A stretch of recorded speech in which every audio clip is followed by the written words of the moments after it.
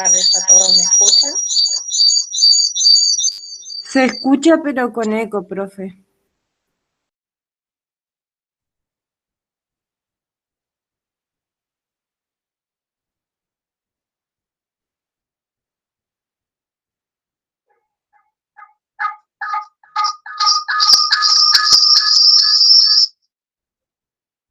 ¿Ahora está mejor?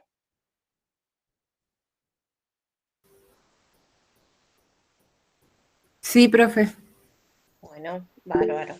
Bueno, vamos a dar comienzo a la presentación de la clase de hoy. Vamos a hablar de meningitis para cerrar el tema de la unidad de neuro que nos quedaba pendiente. Vamos a hacer un pequeño repaso en función de anatomía para poder ubicarnos. Lo que les pido es que, como para que no tenga eco, no me puedo conectar con el celular y la computadora a la vez para poder verlos y ver sus consultas. Aquel que quiera preguntar o consultar algo, no escriba mensajes porque no lo puedo ver, estoy solamente compartiendo la pantalla, así que no los veo a ustedes, solamente veo la presentación.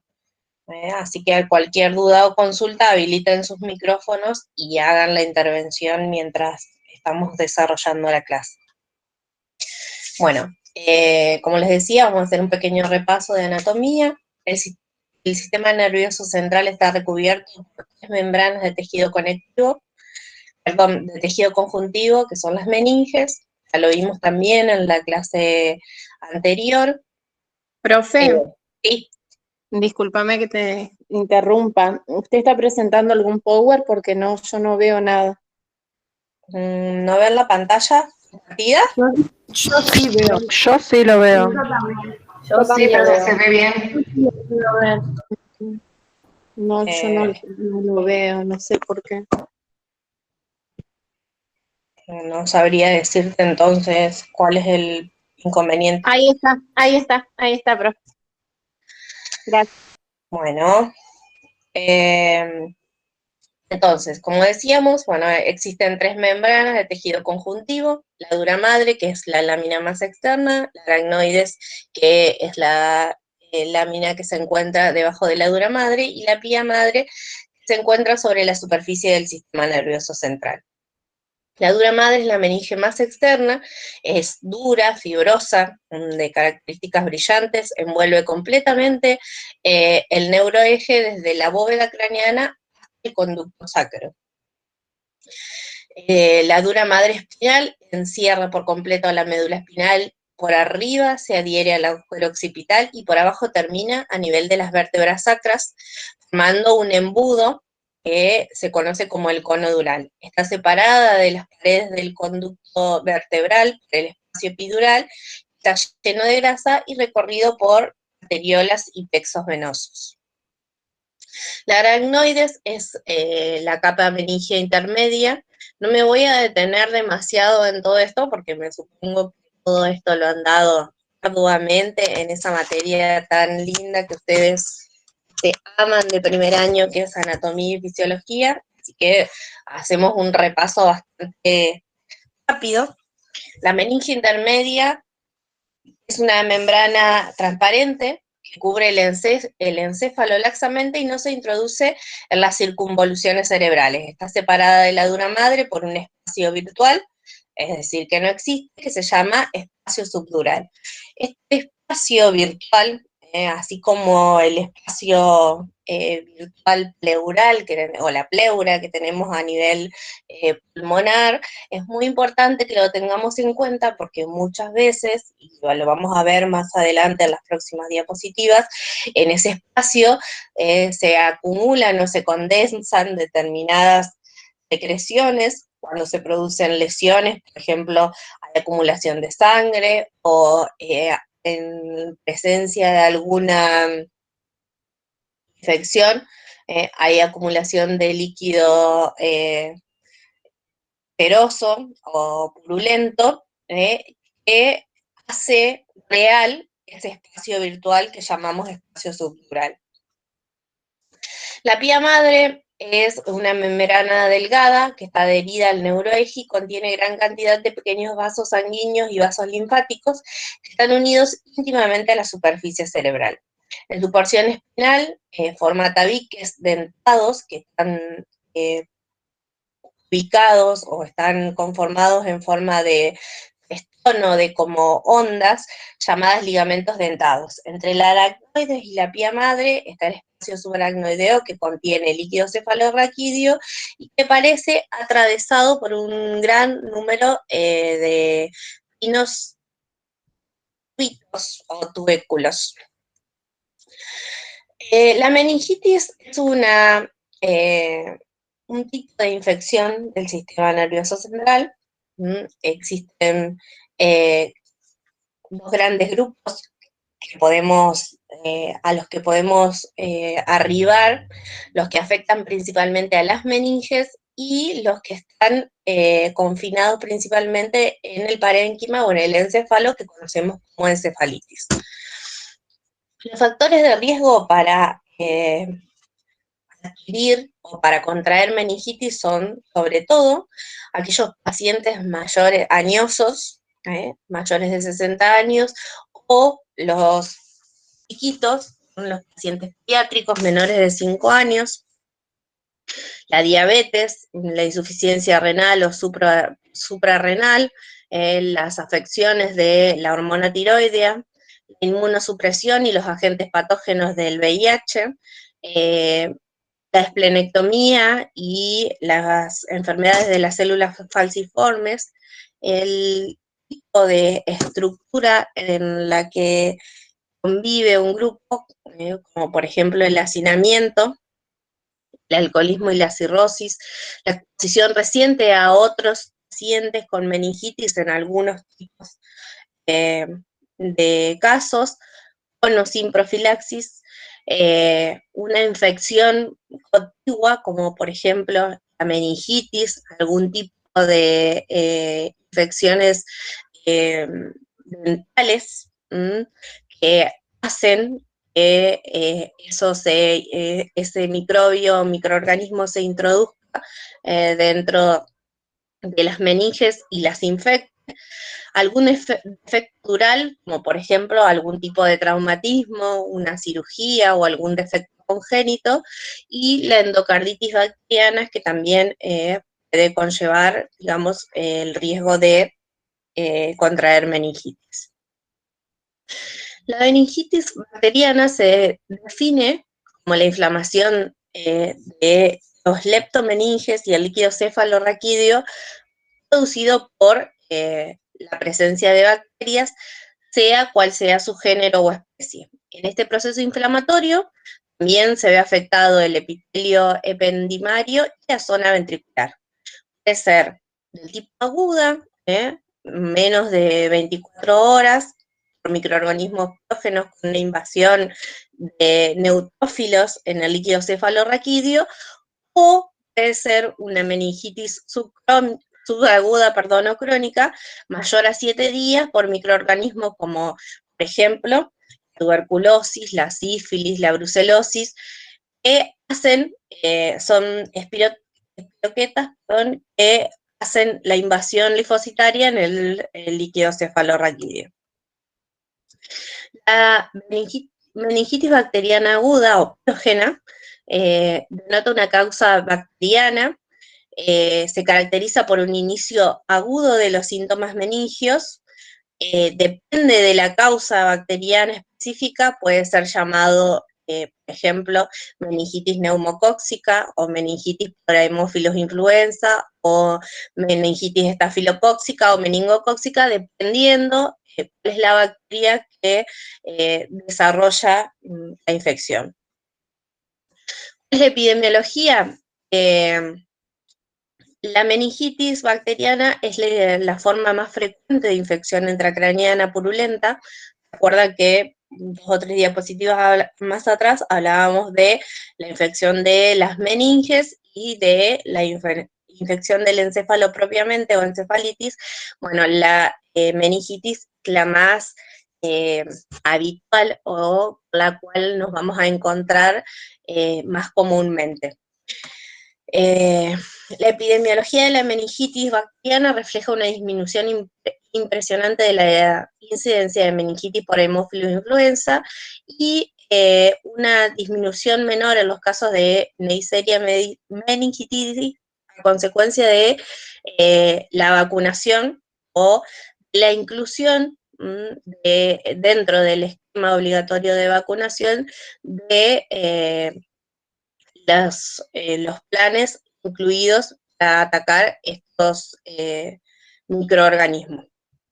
En la actualidad, los agentes patógenos que más a menudo causan meningitis en la comunidad son el Streptococcus pneumoniae, que es aproximadamente el 50% de los casos, la Neisseria meningitidis, con casi un 25% de los casos, los estreptococos del grupo B, que son alrededor del 15% de los casos, y la listeria, que corresponde casi al 10% de los casos. En la actualidad, lo más frecuente que podemos encontrar son los casos de meningitis bacteriana producida por el Haemophilus influenza. Bueno, acá en este cuadro van a poder ver cuáles son los agentes patógenos más comunes que producen la meningitis de acuerdo al grupo etario. Van a ver, obviamente, como les decía recién, la Neisseria meningitidis está en casi todos los grupos etarios presente. Lo mismo que el Haemophilus influenza o Staphylococcus pneumoniae, que son las bacterias más frecuentes para la producción de este tipo de infecciones. ¿Cuáles son las manifestaciones clínicas? Esto es muy importante a tener en cuenta. Pregunta de examen. Fiebre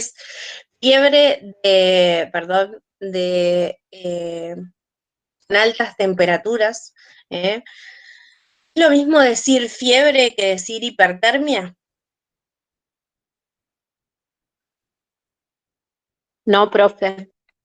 Ajá, a ver, La contame, Sol. hipertermia, digamos, supera la temperatura de 40 grados. O sea, ya está más alto de lo que sería una fiebre habitual. No sé explicarlo, pero arriba de los 42 grados, si no me equivoco, era ya la hipertermia. ¿Están todos de acuerdo con lo que plantea la compañera?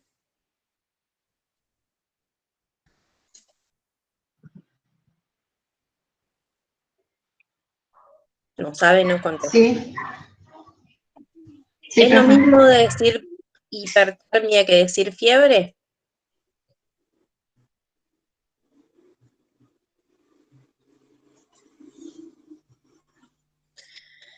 Bueno, no es lo mismo, exactamente.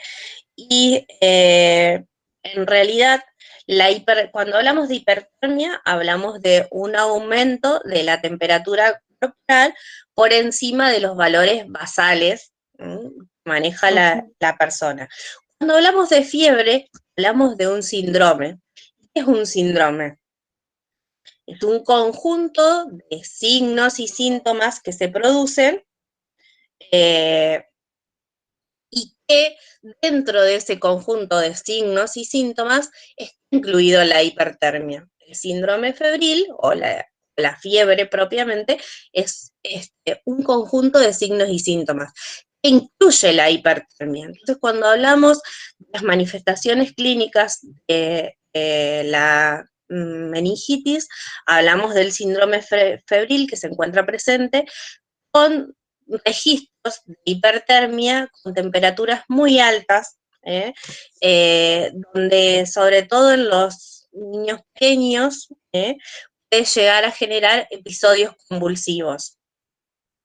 Hay presencia de cefalea, una característica fundamental de la triada, se dice, de los signos y síntomas que se presentan o de las manifestaciones clínicas que se presentan en un paciente con meningitis, son las los vómitos en chorros generalmente no están, si bien ahí lo refiere, dice náuseas y vómitos, generalmente el vómito del paciente con meningitis por reflejo vagal, se produce episodio, no presenta náuseas, es un vómito que viene de repente, sin previo aviso, es decir, sin las náuseas previas que nos están avisando, esa sensación de malestar que genera que previa a saber que vamos se va a efectuar el vómito, y se produce el vómito en chorro. Hay rigidez de nuca, hay disminución del nivel de la conciencia. Vuelvo un poquito atrás, como les decía, hay una tríada clásica que hablamos de los signos y síntomas que se presentan en el paciente con meningitis, que es el vómito en chorro, la rigidez de nuca y la fotofobia. Todo esto porque, ¿qué les parece a ustedes? ¿Qué pasa a ese paciente? Algo les mencioné anteriormente cuando les expliqué por qué se producían los vómitos, pero en general, ¿por qué les parece que se produce esta situación?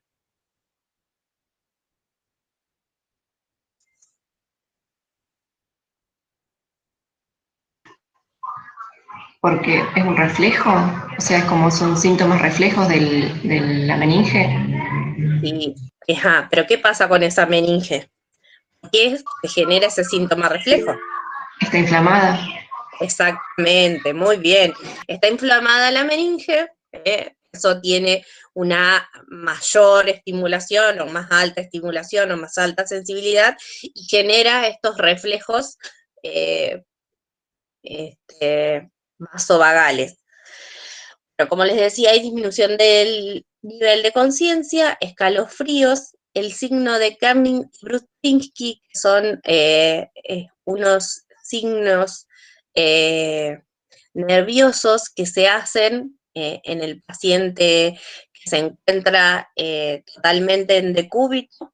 Se le estimula con algún elemento, como por ejemplo puede ser con una lapicera, sobre la planta del pie, y el paciente tiende a contraer los miembros inferiores, y entonces decimos que ese signo de Kerning-Brudzinski está presente, o a su vez lo mismo pasa cuando estimulamos tomando desde la cabeza al paciente y comprobando la rigidez de nuca, digamos, haciendo un movimiento de elevación de la cabeza, y también genera, es como si el cuerpo se encontrara cortado, entonces uno levanta la cabeza del paciente y en el mismo momento se contraen los miembros inferiores, dando respuesta a este síntoma.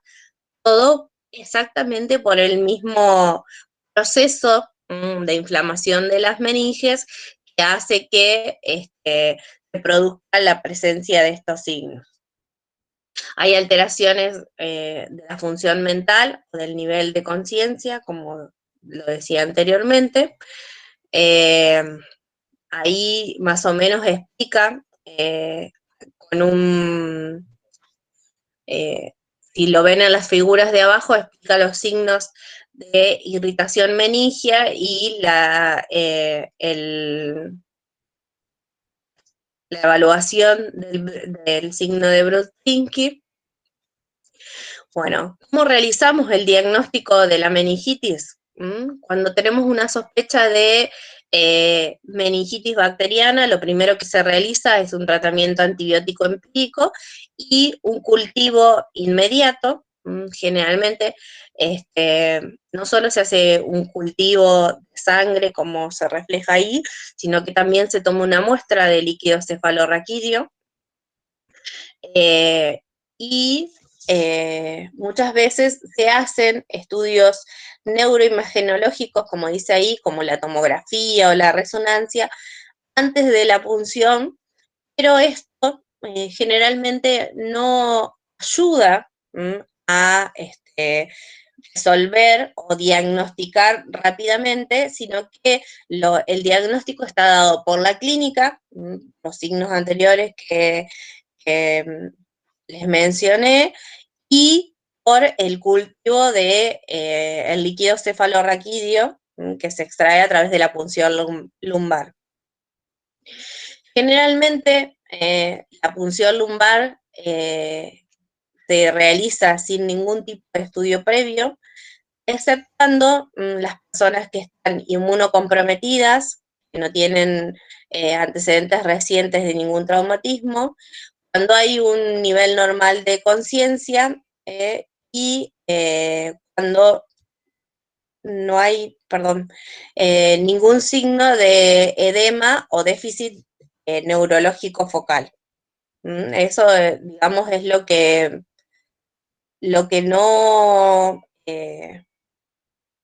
impediría que realizáramos este tipo de procedimiento. O sea, para realizar el tratamiento, perdón, para realizar el diagnóstico de meningitis, cuando hay una sospecha de meningitis bacteriana, determinada por la clínica, como les dije, la evaluación de los signos de Kerning y Brustinski, y desde nuca, vómito en chorro, fotofobia, la presencia de fiebre y de registros de hipertermia alta, lo primero que vamos a hacer es iniciar un tratamiento. Nosotros no, en realidad el médico prescribe, nosotros acompañamos el tratamiento, pero bueno, lo que se realiza es un tratamiento antibiótico empírico para tratar la bacteria y el cultivo inmediato del líquido cefalorraquídeo y las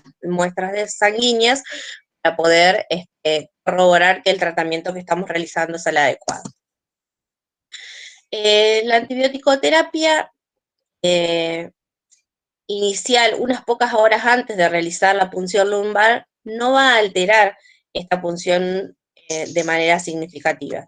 Si ustedes recuerdan lo estudiado en microbiología y parasitología, generalmente para realizar un tratamiento antibiótico o para prescribir un tratamiento antibiótico, se debe tener la certeza de cuál es el microorganismo que está infectando y cuál es la sensibilidad que ese microorganismo tiene al tratamiento farmacológico. Y cuando nosotros iniciamos un tratamiento antibiótico, muchas veces podemos alterar el desarrollo de la patología en función de la sensibilidad del microorganismo al tratamiento que nosotros iniciamos. Entonces, muchas veces se espera el cultivo bacteriológico para poder iniciar un tratamiento antibiótico. En el caso de los pacientes con meningitis, se inicia rápidamente ante la presencia de la sintomatología y el estudio de la clínica con el tratamiento antibiótico profiláctico o empírico, por decirlo de alguna forma, hasta esperar los resultados de la bacteriología. Profe, ¿me interrumpo un momento? Sí. Disculpe, hay algunas compañeras que piden, por favor, si la puede aceptar. Bueno, No las tengo sin apellido, yo las tengo como compañeras de adulto y anciano. bueno, tengo que salir de acá para poder aceptarlos. Lo que les voy a pedir es que las próximas clases traten de respetar el horario, porque ven que en situaciones como esta perjudicó al resto, que cumplió en tiempo y forma y en horario, por tratar de salir para poder incorporarlos a la clase. No sé quién más está, además del que agregué ahora, si puedo seguir.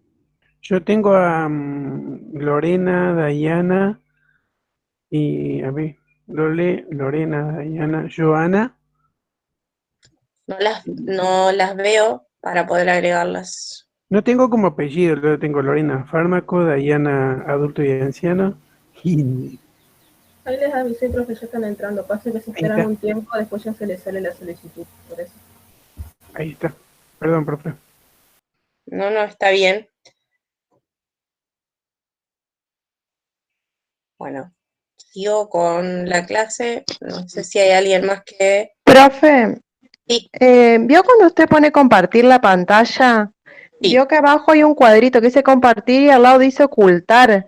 Ajá. Si usted aprieta en el ocultar, ese cuadrito sale de la pantalla, así podemos ver bien lo que está Ustedes lo están explicando, viendo digamos. al... Está abajo, Bueno, ahí donde dice ocultar. Ahí está, ¿listo? gracias. Bueno, sigo con el desarrollo de la clase. No sé quién más ahora quedó afuera, pero bueno.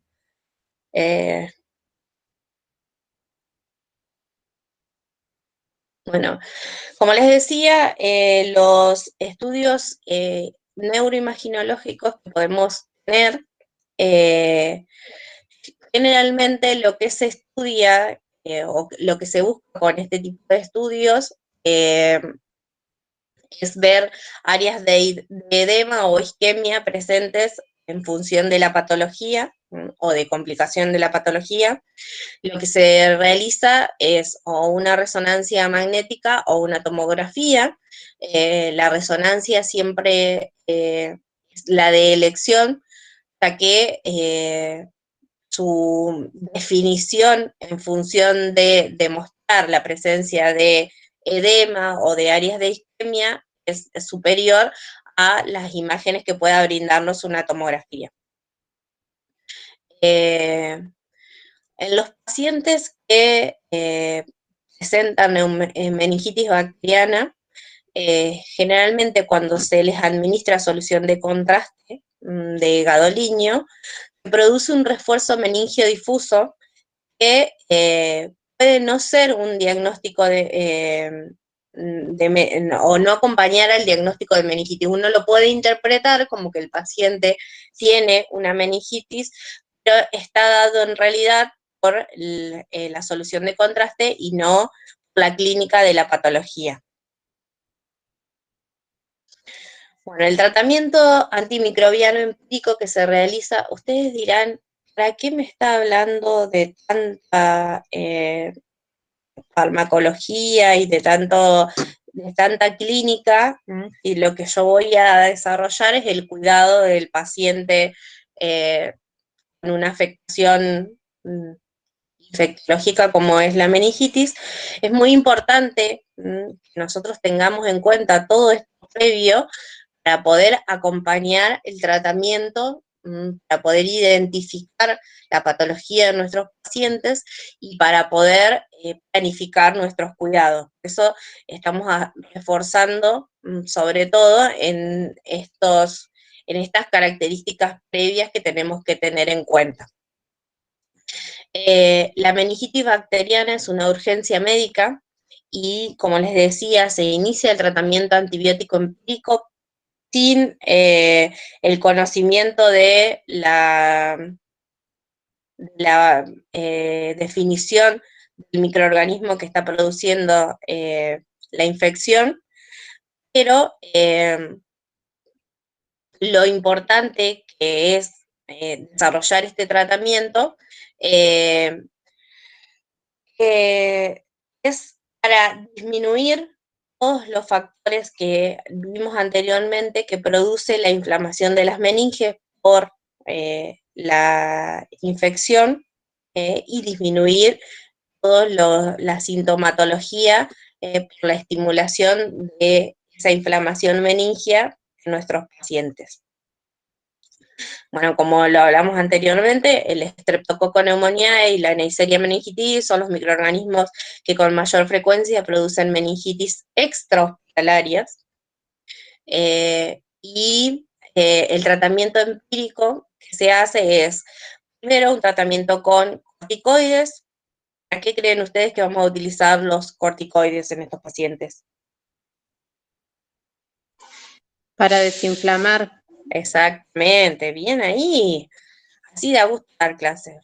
Las cefalosporinas de tercera generación generalmente lo van a ver en todos los pacientes con diagnóstico de meningitis o con sospecha de meningitis. El antibiótico de elección es la ceftriaxona, o en aquellos pacientes que tengan algún tipo de resistencia o algún otro tipo de indicación específica, se hace una asociación de vancomicina más aciclovir para el tratamiento de la misma.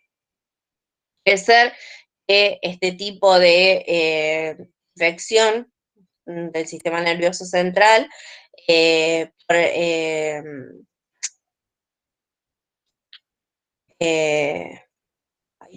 se me fue. Perdón, en la encefalitis producida por el herpes virus es también una de las infecciones que da sintomatología muy similar y la cual se debe estudiar como diagnóstico diferencial y a su vez administrar otro tipo de antibiótico-terapia durante la temporada de garrapatas, que son las que transmiten ese tipo de infecciones, para tratar las infecciones transmitidas por este artrópodo. Como dice ahí, en la administración de la doxiciclina, esto es como una nota de color, no para que lo tengan en cuenta, sino que lo más importante que hay que tener en cuenta y que deben considerar de esta diapo es que el tratamiento de ataque que se hace en nuestros pacientes con meningitis es el corticoide, para, como bien dijo la compañera, para disminuir el edema o la inflamación, y la cefalosporina de tercera generación, que en general la de elección es la ceftriaxona, o en determinados casos la asociación de vancomicina más aciclovir.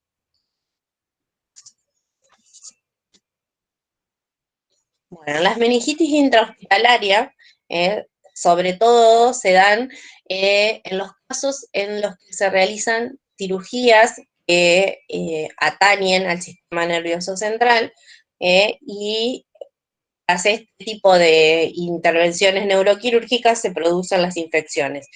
Generalmente están dadas por estafilococos o bacterias gram negativas, como la pseudomonas, que es el microorganismo más habitual que vamos a encontrar dentro de las instituciones de salud y que mayormente es el causante de la mayor cantidad de infecciones intrahospitalarias. El tratamiento va a tener una combinación de vancomicina, ceftazidima, cefepime y meropenem, o sea, de antibióticos de más amplio espectro, y generalmente en los pacientes neuroquirúrgicos o los pacientes neutropénicos, la ceftriaxona, les dije anteriormente que era la droga de elección, se va a sustituir por ceftazidima o cefepime o meropenem, son unos antibióticos de más amplio espectro para tratar este tipo de gérmenes intrahospitalarios.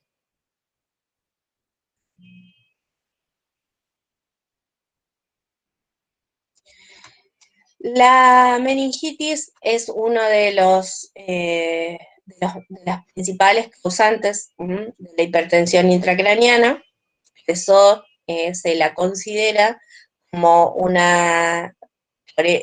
por esta causa, entre otras, se la considera como una urgencia hospitalaria.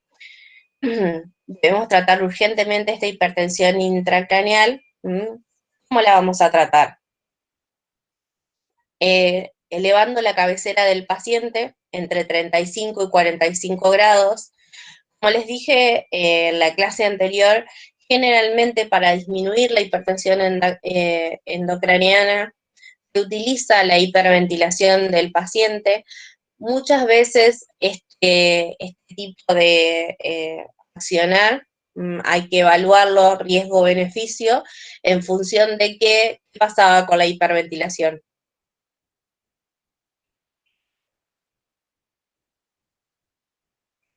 ¿Qué pasaba con qué, profe? Con la hiperventilación en los pacientes. ¿Recuerdan que lo hablamos la clase anterior? ¿Qué pasa cuando un paciente hiperventila? Puede producir una citosis o acidez, Sí, va por ahí, Sí, va por ahí. sí, no me sale, no me sale. Sí, está muy bien. Se produce una alteración del sistema ácido básico y genera mayores complicaciones que los beneficios que podemos obtener. Entonces, si bien es una de las terapéuticas que se utiliza para el tratamiento de la hipertensión endocrinal, lo que siempre hay que tener en cuenta es analizar riesgo-beneficio. Esto es muy importante, vuelvo a repetir, muchos de ustedes se estarán preguntando, ¿para qué me estás contando todo esto si son acciones médicas que no tienen injerencia sobre la labor que yo voy a desarrollar como profesional enfermero? Y ahí está nuestro primer error.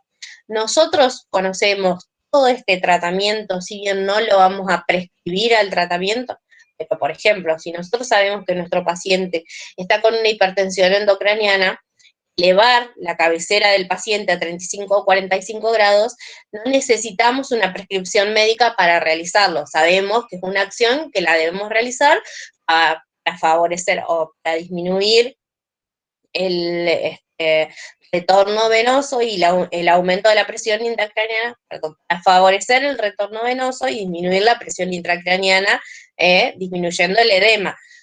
Para esto no vamos a necesitar una prescripción médica. Y muchas veces, si bien estamos hablando de muchas acciones que desarrollamos en conjunto con otros profesionales que también participan del tratamiento de nuestros pacientes, es importante que las conozcamos, porque el médico puede venir y decirle, manténgalo al paciente totalmente sedado, indica la sedación que podemos tener con ese paciente, y en posición de cúbito dorsal. ¿Y nosotros qué vamos a decir como profesionales enfermeros?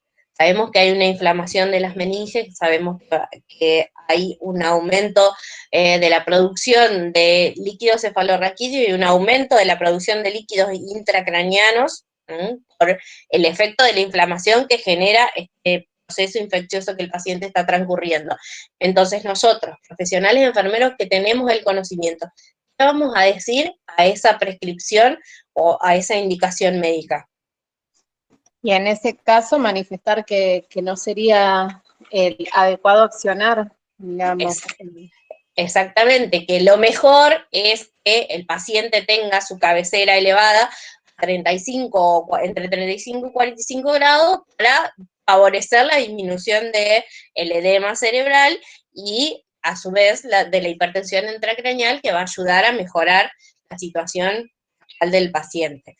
Por eso es importante que conozcamos todo esto y que tengamos ese conocimiento, sustentemos nuestras acciones y fundamentemos nuestros planteos. No es que vamos a ir en contra de lo que dice el médico todas las veces, no, vamos a plantear con fundamento científico y con sustento científico cuál va a ser nuestro accionar, ¿se entiende?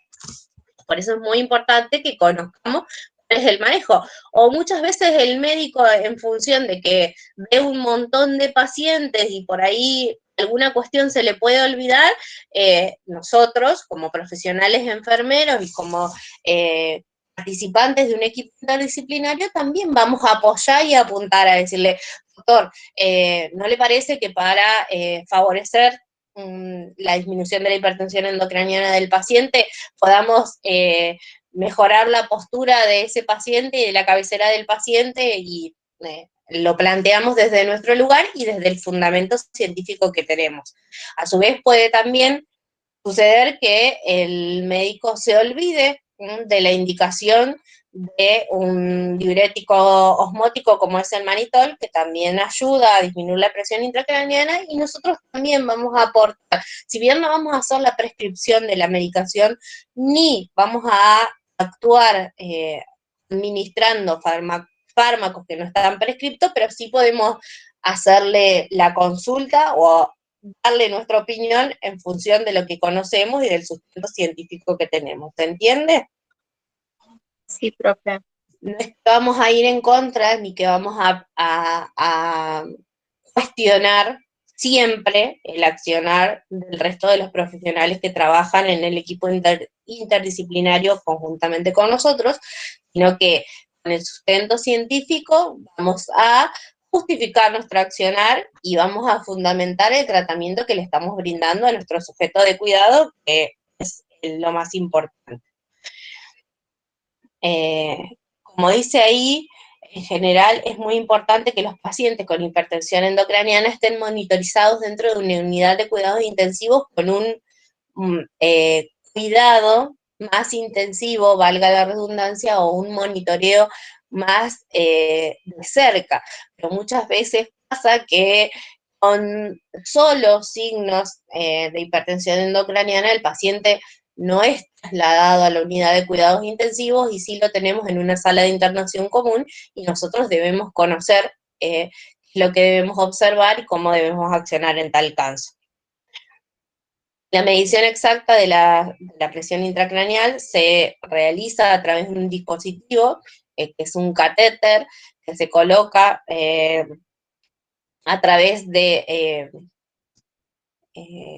atravesando, digamos, el cráneo y a nivel central para poder medir cuál es la presión intracraneana de nuestros pacientes, pero, como les digo, este monitoreo más específico se realiza dentro de una unidad de cuidados intensivos, y nosotros lo que podemos hacer, si no lo estamos visualizando porque al paciente lo tenemos dentro de nuestra sala de internación común, es visualizar la clínica de ese paciente. Como dicen por ahí, la clínica es soberana y muchas veces nos podemos anticipar a un montón de cuestiones antes de necesitar un monitor invasivo que nos muestre cómo está la realidad de ese paciente hemodinámicamente. Bueno, la mortalidad de la meningitis en general es producido por la Haemophilus influenza o la Neisseria meningitis, que son los más habituales que vamos a encontrar, es de un 3 al 7%. La de los producidos por la listeria es del 15%, y la de Staphyloneumoniae es de un 20%. Pero como lo dijimos al inicio de la presentación, ya incluidos en el sistema, en el calendario de vacunación, los anticuerpos correspondientes, estos valores los podemos modificar y con un tratamiento oportuno y precoz, esta mortalidad también se ve notablemente disminuida. El riesgo de muerte por una meningitis bacteriana va a aumentar con la disminución del nivel de conciencia, la aparición de convulsiones dentro de las primeras 24 horas del desarrollo de la sintomatología, los signos de hipertensión intracraniana. Por eso es muy importante esto y por eso ustedes ven que muchas veces, se lo he recalcado bastante y me he detenido bastante a hablar en la clase anterior de lo que era la hipertensión endocraniana, y en esta clase, en el tratamiento que nosotros podemos hacer y cómo podemos intervenir cuando un paciente presenta signos de hipertensión endocraniana. La edad de nuestros pacientes, como vimos en los factores disponentes o los factores de riesgo en las primeras diapositivas, en los pacientes lactantes o en los pacientes mayores de 60 años, la presencia de otros trastornos simultáneos, como por ejemplo un shock, la necesidad de una ventilación asistida a nuestros pacientes, o los dos factores conjuntamente, y un retraso en el comienzo del tratamiento. Por eso es muy importante que tengan en cuenta que el tratamiento del paciente que tiene sospecha de una meningitis debe ser inmediato, un tratamiento empírico, basado en la clínica que podemos analizar, que también es importante que la conozcamos y que como equipo interdisciplinario de salud participemos en el análisis de la misma y podamos identificarlo para disminuir la mortalidad de esta patología. esta patología también, como les dije hoy, puede darse y se da muy habitualmente concomitante a otras patologías adyacentes, como por ejemplo la sinusitis. Conocemos muchas personas seguramente en nuestro entorno, o varias personas en nuestro entorno, que durante determinados periodos estacionales padecen de sinusitis, una infección importante de los senos paranasales que generalmente conlleva un tratamiento antibiótico. El paciente habitualmente, cuando presenta los signos de esta patología, que son característicos también la hipertermia, la cefalea intensa y a diferencia de la meningitis, tiene abundante secreción o rinorrea con características purulentas. No sé si conocen o padecen ustedes de este síndrome, que muchas veces hacen el tratamiento antibiótico, 2 o 3 días, presentan mejoría de los síntomas y, como de costumbre, en la mayoría de los tratamientos antibióticos que desarrollamos o que desarrollan nuestros pacientes, 2 o 3 días de tratamiento antibiótico presentan la mejoría clínica y dejamos de tomar los antibióticos y tal, ya estoy mejor. Y eso es uno de los principales errores en los que caemos, no solo como personal de salud, sino como población en general, porque tomamos 2 o 3 días antibióticos, nos sentimos mejor y dejamos que el microorganismo siga alimentándose y reforzándose dentro de nuestro organismo ante ese tratamiento antibiótico, y después, en lugar de ser una pequeña liendre dentro de nuestro organismo, se convierte en una gran garrapata o en un gran piojo que no podemos combatir con nada porque no respetamos el tratamiento antibiótico como corresponde. Y eso conlleva a que después tengamos otras patologías asociadas, como en el caso de esta patología que es la meningitis, por esas patologías vecinas, como es la sinusitis, que es la infección de los senos paranasales, que están muy unidas o, como les digo, vecinas muy cercanas, y que pueden inflamar e infectar las meninges de una forma muy rápida y muy lábil, y complicar la situación de nuestro paciente por no respetar un tratamiento que sería más sencillo y más económico y mejor para el tratamiento de nuestros pacientes. Otra patología que también puede desencadenar, otras patologías que también pueden desencadenar en el desarrollo de una meningitis son, como les dije, las infecciones odontológicas. Muchas veces una simple muela picada o una simple caries puede llevarnos a una infección importante y tan grave y tan mortal como es la meningitis, por no hacer un tratamiento adecuado. También en el común de la gente, y díganme si no conocen, estoy segura que conocen a más de uno o que más de una vez lo hemos hecho, me duele la muela, me voy a tomar una amoxicilina y con eso se me va a pasar, y tomo 1 o 2 dosis de amoxicilina, se me pasó el dolor de muela, no fui al odontólogo, no hice el tratamiento correspondiente, no hice el tratamiento adecuado como debía, y eso conlleva a que el microorganismo siga estando ahí presente y siga aumentando su virulencia y aumentando el daño que puede generar en nuestro organismo. Lo mismo pasa, si bien no sé, creo que en este caso no nos dejamos estar por tanto tiempo, pero por la sensación de malestar que genera, las infecciones del conducto auditivo o las otitis, que que también pueden desarrollar o terminar en una meningitis, se producen, digamos, por este mismo mecanismo, como les explicaba hoy, por estar tan vecinas o tan contiguas a las meninges y por lesionar esas tan delgadas, tan delgadas paredes o tan delgadas membranas, e infectarlas y generar una patología altamente, genera una alta complicación y tiene una alta mortalidad.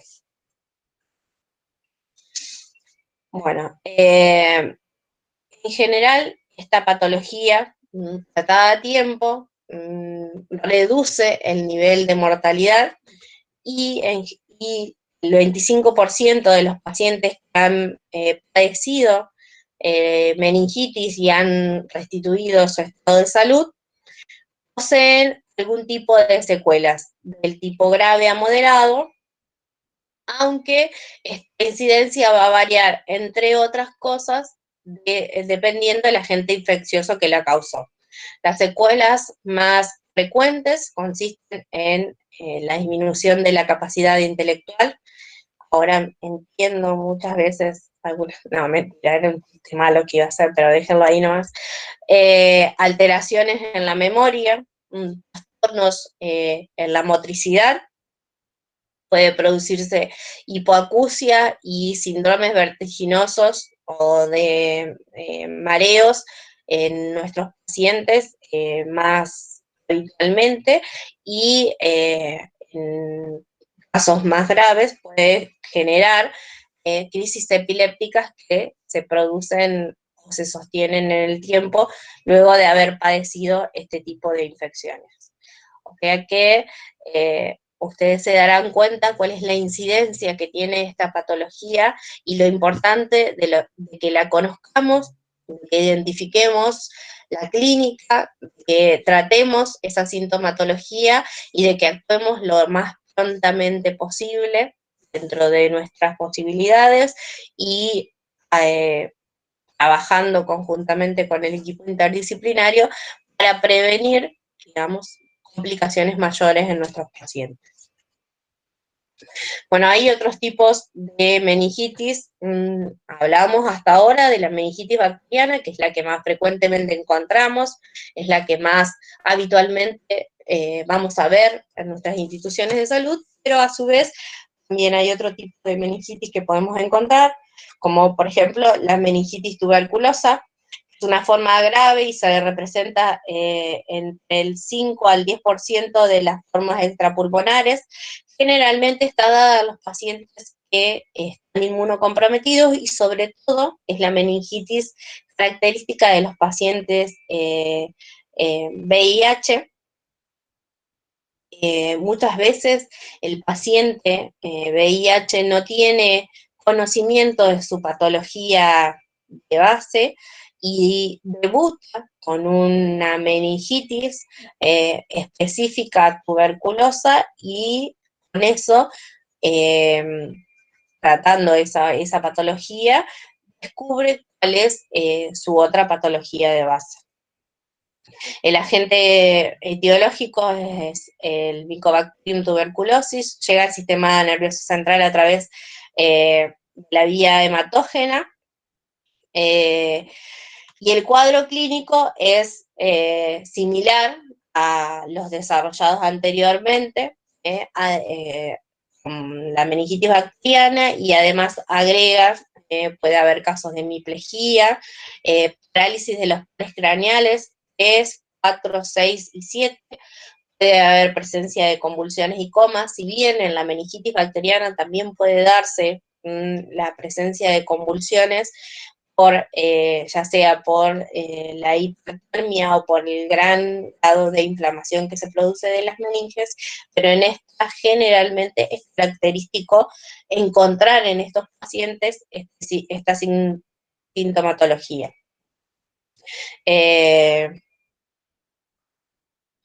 ¿Cómo es el diagnóstico? Se analiza el líquido cefalorraquídeo con el examen microbiológico, además se hace la tinción de Ziel-Nielsen, un cultivo, y algún otro tipo de pruebas extendidas que se hacen para un diagnóstico más específico. También se hace una prueba de tuberculina. En general, la radiografía de tórax lleva a diagnosticar la tuberculosis primero y la complicación secundaria que vendría a ser la meningitis. Y obviamente acompañado de los estudios imagenológicos como son la tomografía y la resonancia. El tratamiento, al igual que la meningitis bacteriana, debe ser lo más precoz posible, basándonos en la clínica. Se trata con otro grupo de antibióticos, no como en la meningitis bacteriana, sino que tienen otro tipo de tratamientos. Además, también se incluye el tratamiento con corticoides para mejorar la clínica, para mejorar todas las complicaciones del líquido cefalorraquídeo que se generan por la infección y para disminuir el edema, por ende la presión intracraneana. Y muchas veces estos pacientes con gran presencia de edemas, más allá de todas las medidas de soporte que nosotros podamos realizar, aún así no drenan suficientemente la cantidad de líquido que tienen en el espacio intracraneano, por lo que muchas veces requieren de un drenaje ventricular externo. Bueno, la criptococosis también genera un tipo de infección de las meninges, también está dada o es característica de los pacientes inmunocomprometidos, son aquellos que son más propensos a contraer este tipo de complicaciones. Se adquiere por inhalación y cuando invade el sistema nervioso central causa una meningitis crónica. Generalmente cuando el paciente presenta esta patología y no tiene un compromiso de su sistema inmunológico por VIH, se estudian otras causas, y como les decía, así como en la meningitis por tuberculosis se diagnostica al paciente con VIH, que muchas veces no lo conoce, y debuta con este tipo de patologías y así descubre su patología basal. En estos casos también se descubren otro tipo de patologías basales más graves y más complicadas que la meningitis en este caso. ¿Cuál es el cuadro clínico? Es para todos los casos más o menos el mismo: fiebre, cefalea, rigidez de nuca y a veces se instaura sin ningún tipo de sintomatología. Generalmente no se presenta de forma aguda como las anteriores, y cuando se presenta en la forma aguda con fiebre alta y síndrome meningio, también hay que hacer un diagnóstico diferencial en relación a las anteriores que ya describimos. Bueno, ahí ustedes pueden ver en la imagen, en general se presenta el papiledema, que es una inflamación o una edematización del nervio óptico, que generalmente se ve a través de una inspección oftalmológica que acompaña sobre todo a estos dos últimos tipos de meningitis que describimos. Bueno, el diagnóstico se realiza de forma similar a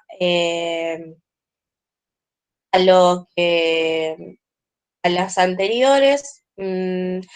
Hacemos cultivo de sangre si la presentación es aguda, y hay otros tipos de pruebas, pero en general con el examen del líquido cefalorraquídeo y la especificación del microorganismo o el aislamiento del microorganismo que desarrolla la infección, realizamos el diagnóstico. Se realiza un tratamiento durante 6 semanas con anfotericina y 5-FLU, que es un tipo de quimioterápico.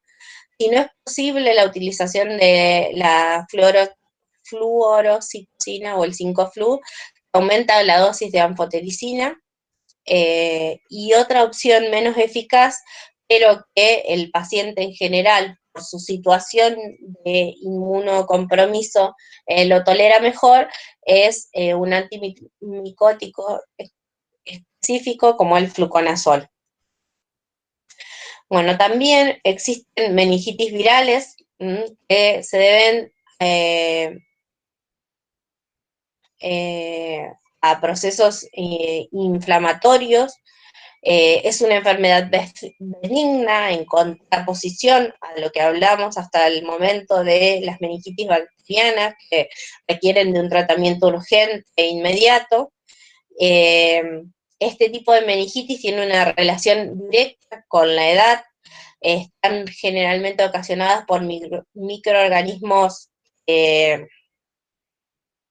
del ambiente en donde se encuentra la población. Bueno, ahí tienen un análisis o una diferenciación de las características de laboratorio que vamos a encontrar en el líquido cefalorraquídeo entre una meningitis bacteriana y una meningitis viral, a modo de que puedan observar las características de diferenciación, digamos. No hay que saberlo a rajatabla. Lo importante que aprendamos de la clase de hoy y que tengamos en cuenta, como le dije anteriormente, son los signos y síntomas que se presentan, el tratamiento que debemos realizar en estos pacientes y el accionar inmediato y urgente, sobre todo a los casos bacterianos en donde se trata de una urgencia médica. Bueno, el cuadro clínico que presentan generalmente también presencia de fiebre, cefalea, generalmente sobre todo a nivel frontal o retroorbitaria, y está asociada a la fotofobia, muy característico, al igual que en la bacteriana. Generalmente puede haber algún poco de somnolencia o una letargia leve, pero no al grado de generar un estado de coma. Puede haber rigidez de nuca también. Y el tratamiento en general son medidas de sostén. Generalmente se administra aciclovir o ganciclovir como antivirales, si no hay una buena evolución, y las medidas principales son aislar al paciente, un adecuado control de los signos y síntomas, sobre todo de la temperatura, hidratar adecuadamente al paciente, administrar anticonvulsivantes y diuréticos, no usar aspirina para evitar el sangrado, y no hay un tratamiento específico en las meningitis de origen o de etiología viral. ¿Alguna pregunta hasta acá? ¿Alguna consulta? No, profe, vamos bien. Bueno. Profe, ¿Sí? perdón, en ese del tratamiento, aislar al paciente, ¿sería para que no se contagie alguna otra cosa? ¿O porque es unidireccional? ¿O porque el paciente puede contagiar a alguien? Que no creo. Creo que No. debe ser al revés. En realidad, genera un compromiso inmunológico del paciente propiamente y puede complicarse o puede agravarse su estado y generar una meningitis bacteriana que complique más la situación del paciente. ¿Está inmunodeprimido? Claro. No, bueno, gracias. Bueno, ¿alguna otra consulta? No, profe. Bueno, hasta acá es el desarrollo de la clase de hoy. mañana a las 5:15 otra vez van a tener la clase con los docentes de gabinete. Recuerden que el 6 de noviembre es el examen parcial. Nos quedan 2 unidades más por desarrollar para terminar el programa que corresponde a la materia, que vamos a estar desarrollando en las próximas 2 clases. Recuerden aquellos que recuerden las notas que obtuvieron en los exámenes parciales y en los recuperatorios y la condición con la cual van a rendir en los próximos exámenes. También tengan en cuenta que estamos activando esta metodología de trabajar y de interactuar con ustedes a través de estas reuniones de Google Meet para que puedan evacuar sus dudas y para que podamos intercambiar todas aquellas dudas que tengamos y en relación a la materia o a los temas desarrollados. Les vuelvo a repetir, todos aquellos, se los explicamos en el mensaje que dejamos a través del Classroom, pero se los vuelvo a recordar, las clases son a partir de las 5:15, entonces traten de a las 5:15 ya estar conectados, no dejen pasar el tiempo, porque pasan en situaciones como en las de hoy, en que ustedes quieren ingresar más tarde y, por ejemplo, si estamos haciendo una presentación o compartiendo la pantalla, no podemos incorporarlos porque no los vemos, los ven el resto de sus compañeros, pero nosotros no los podemos ver y no los podemos incorporar, y salir de hacer una presentación para incorporar más gente es una pérdida de tiempo y también considero, desde mi postura, una falta de respeto para aquellos que cumplieron en tiempo y forma, como decía, la reunión a las 17:15.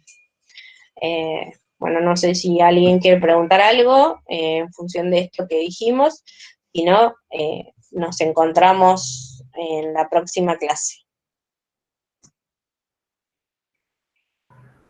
Bueno, profe. Hasta la próxima, profe. Gracias, profe. Hasta luego. Muchísimas gracias. Gracias, profe. Hasta luego. Nos vemos. Profesora. Luego. Chao, gracias, profe.